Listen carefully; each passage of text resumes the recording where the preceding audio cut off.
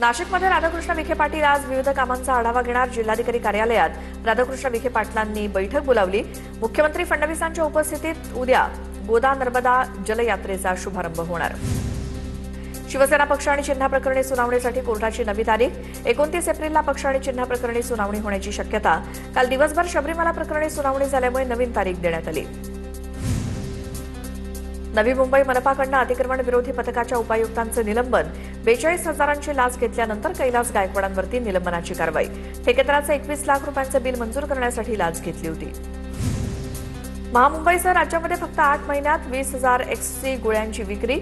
आमिरनं परदेशातून मागवल्या 25,000 गोळ्या. टिटवाळा पार्टी ड्रग्ज प्रकरणाच्या तपासातनं धक्कादायक माहिती समोर.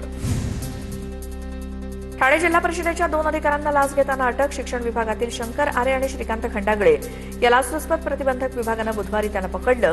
दोघांनी एका शिक्षकाकडनं 1 लाखाची लाच मागितली. पुण्यामध्ये श्रीनाथ भीमाले आणि अतिरिक्त आयुक्त यांच्यातील वादानंतर जाहिरात फलकांबाबतचा प्रस्ताव अखेर रद्द. भाजपच्या कोअर कमिटीकडनं प्रस्ताव रद्द करण्याच्या सूचना. प्रस्तावाच्या बैठकीत भीमाले यांनी अतिरिक्त आयुक्तांना धमकी दिल्याचा आरोप. भांडूपच्या जनता मार्केटमध्ये बांधकाम ठिकाणी काही भाग कोसळला. तळमजल्यावरती टाकीच्या वरील भाग कोसळला असून टाकीच्या वरचा भाग कोसळल्यामुळे 8 जण पाण्यात पडले. सर्वजण उपचारासाठी रुग्णालयात दाखल.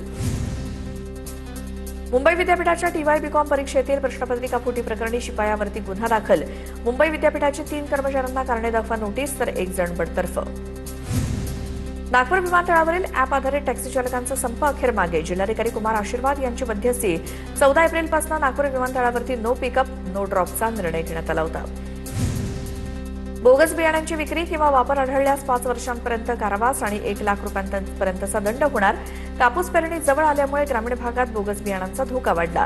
अमरावतीत काही विक्रेते अनधिकृत बियाणं चढ्या दरानं विकत असल्याचं समोर.